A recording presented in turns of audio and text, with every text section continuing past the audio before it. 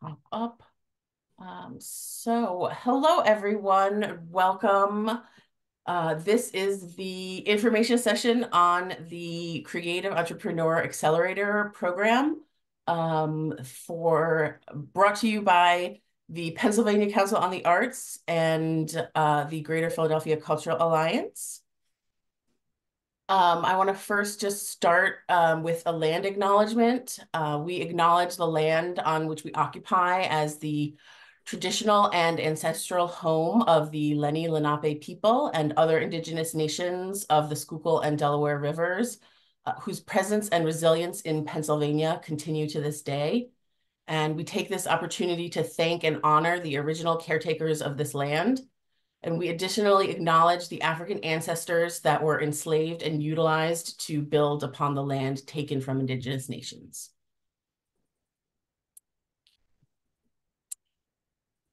So welcome. Thank you all for joining and taking the time to taking your time out this evening. My name is Stephanie Lerner and my pronouns are she, her, hers. I am the Director of Grant Making with the Philadelphia Cultural Alliance. I am joined somewhere in the videos with my colleague Sarah Christie, who's the VP of Finance and Operations, and she will be helping with monitoring the chat. And I'm also joined by Kevin Ticino from the Widener Small Business Development Center, who's our partner on this Creative Entrepreneur Initiative. And he will also be here and talking about the program. And actually, I didn't do the whole Zoom, like, do I have this, y'all see the slides correctly? Okay. For some reason, I can no longer see the chat, and so I'm not going to worry about that at this moment. So tonight we are talking about the Cultural Alliance and the Pennsylvania Council on the Arts. I'll give you just a brief intro, and then really digging into what is the Creative Entrepreneur Accelerator program, what's the application process, and the timeline. So to quickly introduce who are these organizations, the Greater Philadelphia Cultural Alliance is a nonprofit organization that leads, strengthens, and amplifies the voices of a cultural community that ignites creativity, inspires people, and is essential to a healthy region. You may know us from the Jobs Bank or Fund Savers. We do a lot of different things around the region. And one of them is working with the Pennsylvania Council on the Arts to administer this grant program. The Pennsylvania Council on the Arts is the state entity who actually fund arts and culture throughout the state of Pennsylvania. And their mission, as you can see, is to strengthen the cultural, educational, and economic vitality of Pennsylvania's communities through the arts. And they fund this program along with some other programs by granting to us as a regional partner. There are 14 regions throughout the state, and we are one of them. And we administer for the 5-county Greater Philadelphia area. So the Creative Entrepreneur Program is a grant program of $2,000 plus business consultation support services for creative entrepreneurs who aspire to start their own for-profit business or who already have an existing for-profit small business. It launched in 2021 as part of the Council on the Arts recognition of the importance of local economies, as well as part of their overarching value and commitment to diversity, equity, and inclusion. As the regional partner for them, the Cultural Alliance has since made 123 grants, totaling a little over $241,000. And you might notice that 241,000 is not 2,000 times 123. Initially, the grants were between 500 and 2,000, and now they will all be a flat $2,000. A minimum of 51% of funds is reserved for BIPOC or individuals residing in low-income communities. And those are the statistics for the grantees to date, and that's a self-identification in the application process. The Council on the Arts sets these categories of the creative fields. There's more specific information about them on our website and on their website. And the sort of the descriptions of them are not comprehensive. They're sort of just general categories. For example, visual arts and crafts consists of a lot of different things, including artisans, makers, ceramicists. There's sort of lots and lots of things that fall under these different categories, but this is how we kind of keep track of who's doing what and kind of where the funding is going in total. So that's the brief overview. I'm going to go into the process and timeline for the application for this year. So the first step, so this is a multi-step process. The first step is to confirm your eligibility. And I know that a lot of folks have already been doing that. So if you have, that's fabulous. If you haven't, that's okay. There is still plenty of time to do that. There is a link on our website, and hopefully Sarah is dropping it in the chat if possible. That will take you to an eligibility checklist. It is just a series of questions that walk through the eligibility criteria. The first one is, are you 18 years of age or older, as you must be 18, at least 18 to get this grant. So the first step that everyone will need to do is to just click through that checklist and make sure you are eligible. And then we'll go into what happens next. But let me just walk through what the actual eligibility criteria are.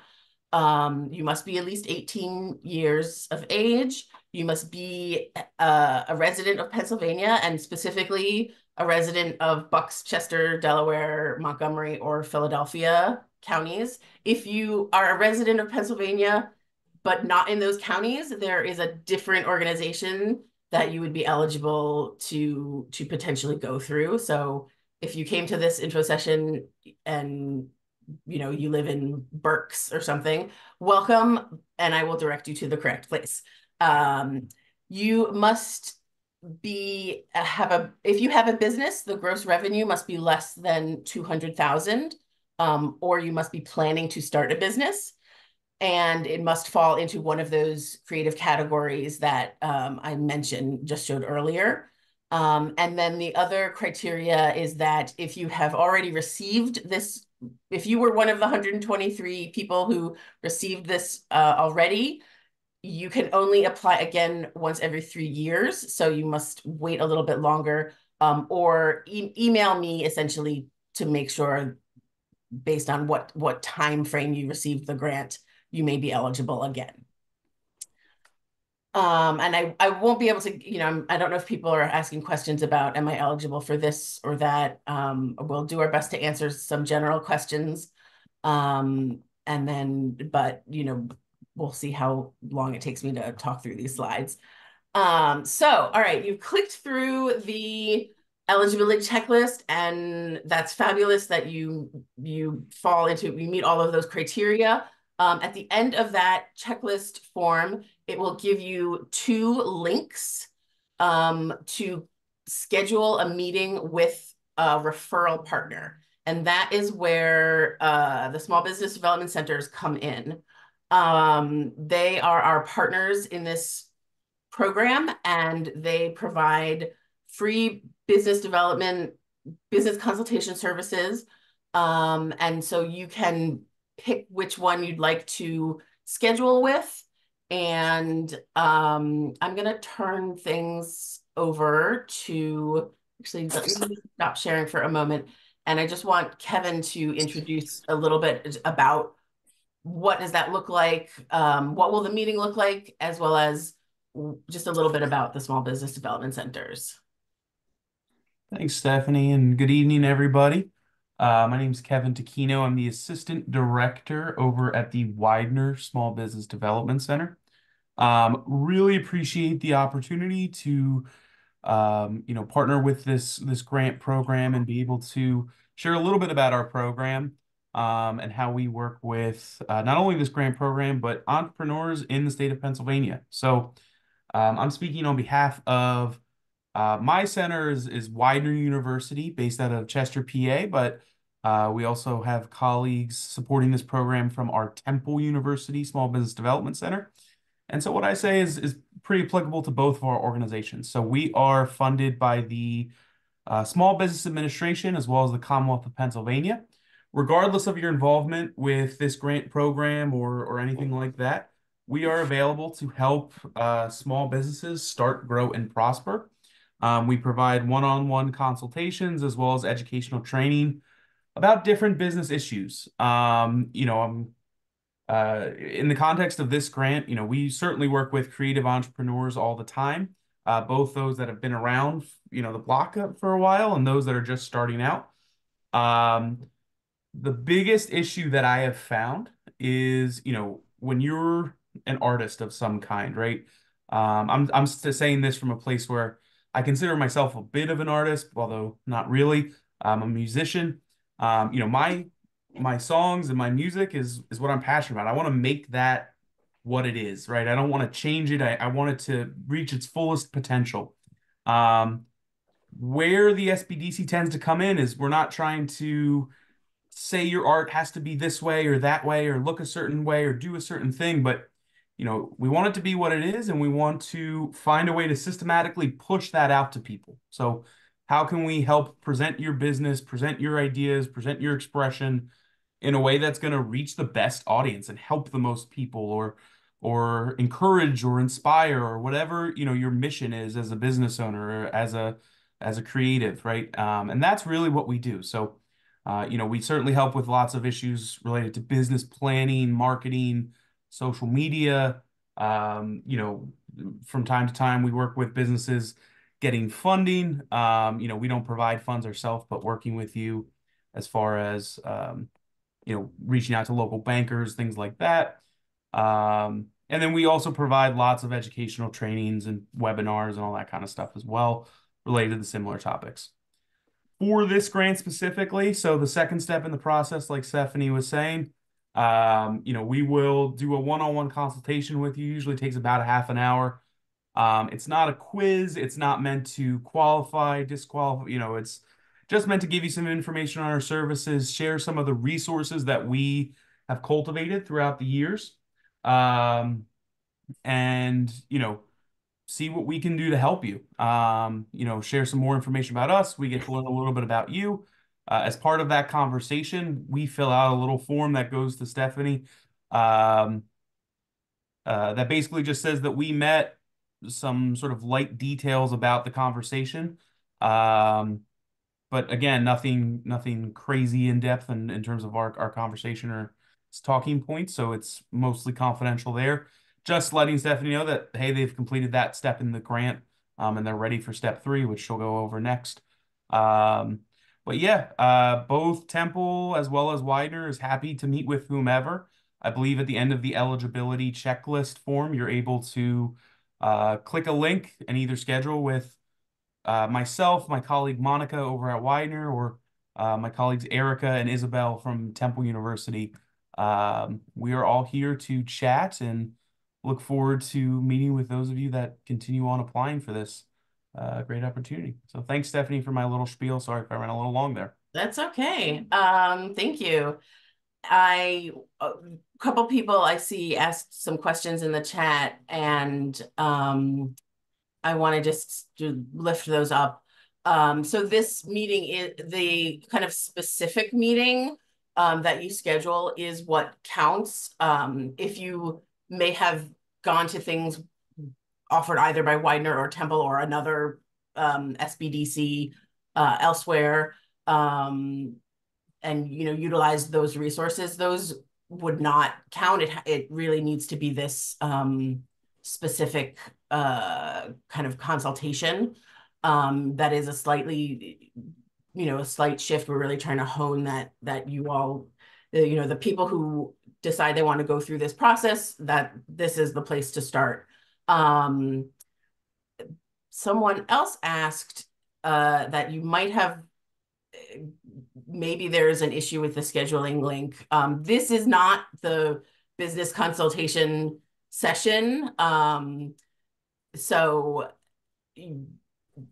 yes, go through the eligibility checklist, and there's 2 links that will take you to a Calendly or an Acuity kind of scheduling, and that has availability with a couple of different business consultants. And that's why we have set them up as separate links, is because Kevin and his team and the folks at Erica have actually set aside lots of hours. And I know things are getting booked up already, but they set aside kind of separate designated hours just for this program. So it's not the regular intake process.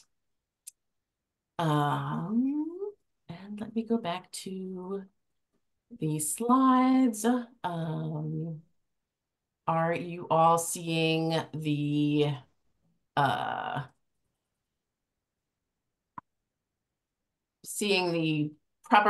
presentation and not in presenter view? I think we're looking at the presenter view, Stephanie. Dang it, why is it doing that? I hate when it does that. All right, let me end slideshow and just share again. Okay.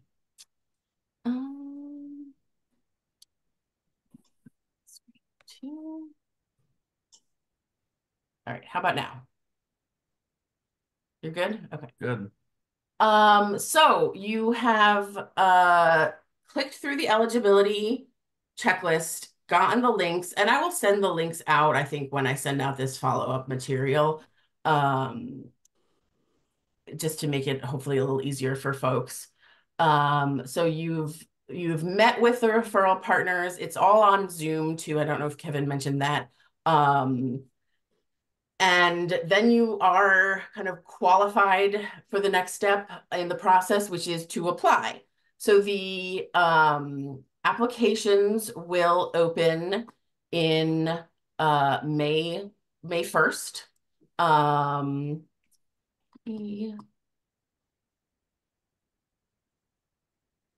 And the applications will open beginning May 1st. And we will send this out via email to kind of announce, okay, we received the information that you met with one of the referral partners. You are now able to complete the application, and it goes live on May 1st. And the application will be through the Cultural Alliance's submittable system. And it will be reviewed on a first come, first served basis. We're going to keep the application portal open for the month of May, essentially. We'll sort of see how many applications we get, but we will review them kind of in the order that they're received.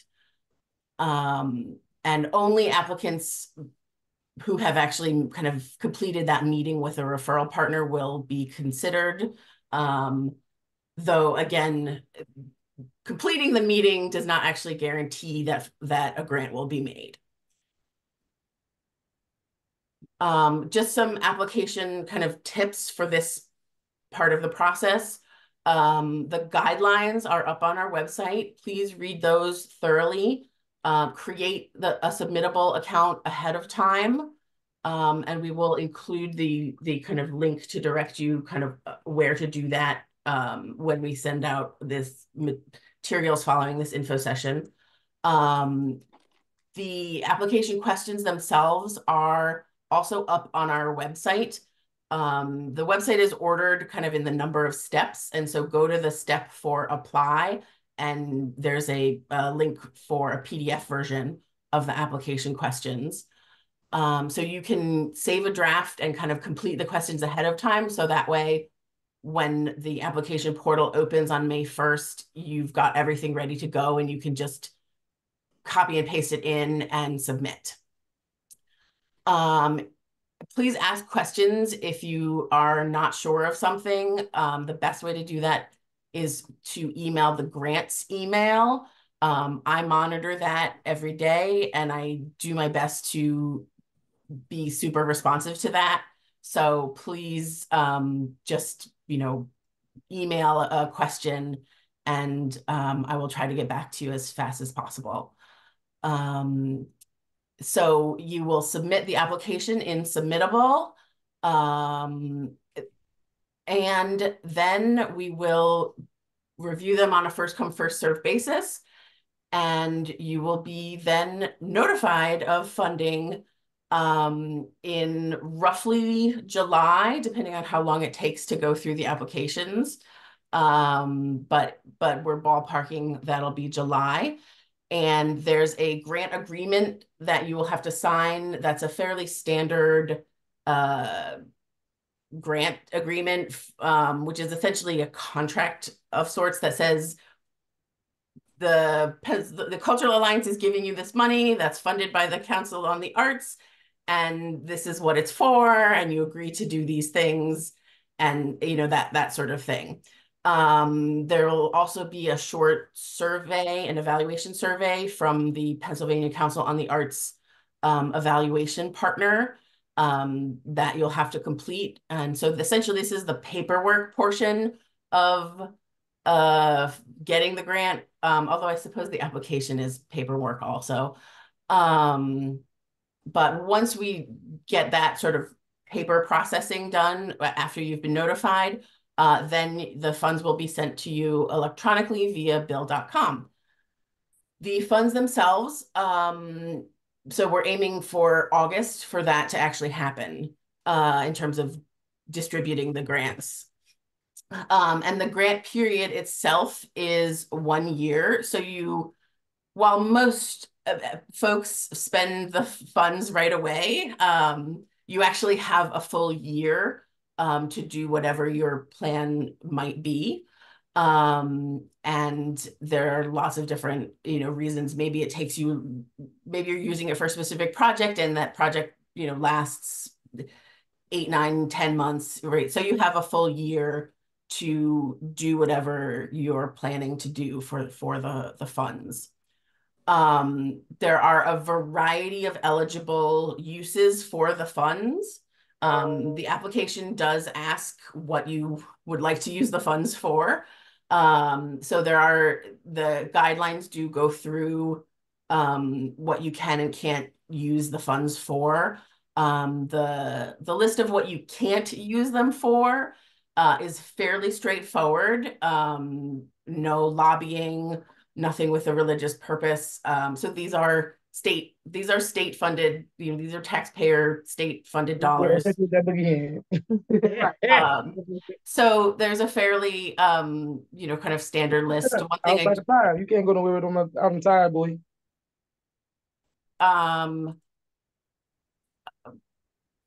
Kevin, can you mute everyone? Thank you.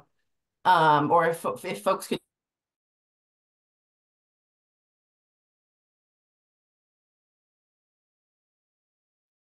for me, unmute. So there are a list of eligible uses and ineligible uses. They're outlined in the guidelines that are on our website. If you have any questions on kind of specific things, please just email me. And we can kind of I can do my best to say what is or isn't eligible. The one thing I do want to just point out, the intention of the funds are to really help boost your business, whether it's just getting started or kind of take your business to that next level. So the intention is not to cover general operating costs, but rather sort of help you buy that piece of equipment that is really expensive and, it's kind of hard to pull together enough funding for, a new printer, a new, laser machine, or you're a musician and you really need to rent studio space, so some to record, or recording, time, things like that would help kind of push things to the next level, as compared to something that is kind of a day-to-day thing that you might already be paying for.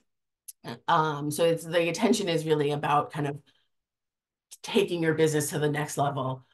Or for those starting a business, great uses of these funds would be registering your LLC, paying for any legal, if you need a lawyer to review, startup materials, contracts, whatever the case may be. Those sort of startup costs are typically eligible uses of the funds. Okay. And then lastly, this is a ways out, but the last kind of step to the process is a final report that is due 1 year after you receive the grant.